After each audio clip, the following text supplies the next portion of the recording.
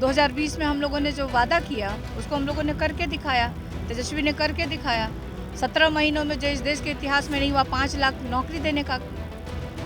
महंगाई पे बोलते हैं, बेरोजगारी पे बोलते हैं, बिहार के विशेष राज्य के दर्जे पे बोलते हैं।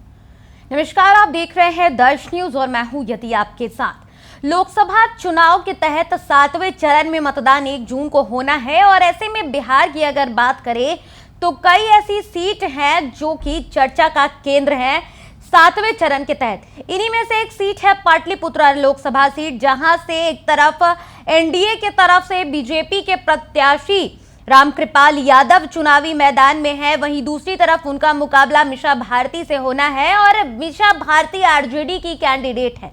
ऐसे में बता दें कि आज मीसा भारती के समर्थन में आरजेडी सुप्रीमो लालू प्रसाद यादव भी चुनावी जनसभा करते नजर आ रहे हैं, लोगों के बीच पहुंच गए हैं। इसी को लेकर अब विपक्ष जो है वो सवाल खड़े कर रही है कि आखिर लालू यादव परिवार को लेकर राजनीति में उतर ही गए हैं, परिवार के लिए लोगों के बीच आने लगे।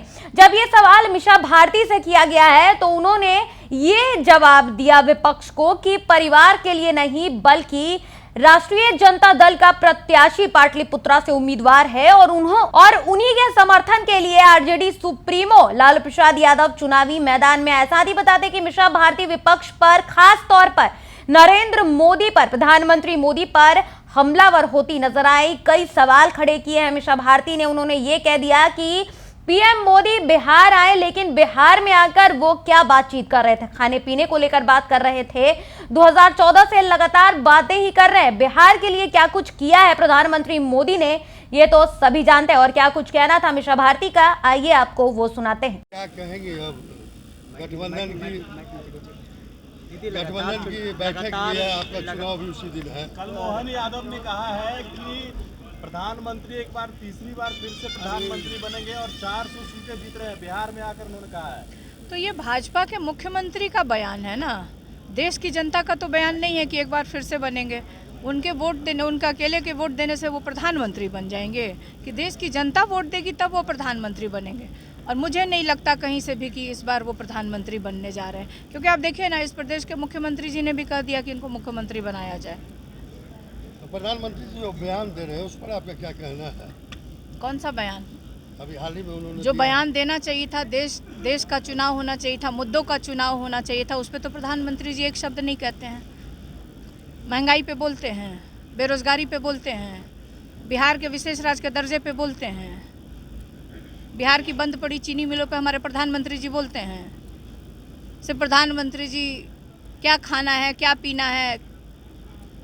और आजकल तो उनकी प्रधानमंत्री जी की भाषा का भी स्तर बहुत नीचे आ गया है। लालू जी आज चुनाव प्रचार के लिए निकले हैं, उसको लेकर जेडीयू ने सवाल खड़े किए हैं कि अभी कैसे परिवार के लिए चुनाव प्रचार करने निकल गए।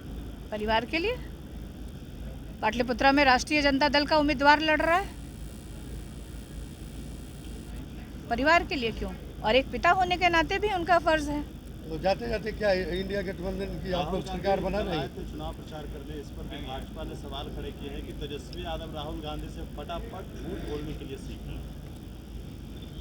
और प्रधानमंत्री जी जो खड़े होकर के घंटों बोलते रहते हैं, वो तो 2014 से बोल रहे हैं। और झूठ क्या कहा गया है? हम लोग तो काम करने वाले लोग हैं। 2020 में हम लोगों ने जो वादा किया उसको हम लोगों ने करके दिखाया, तेजस्वी ने करके दिखाया। 17 महीनों में जो इस देश के इतिहास में नहीं हुआ, 5 लाख नौकरी देने का करके दिखाया है, वो भी सरकारी नौकरी। मुख्यमंत्री जी का ये बयान आप किस रूप में देखते हैं कि एक बार फिर से उनको मुख्यमंत्री बनाना चाहिए?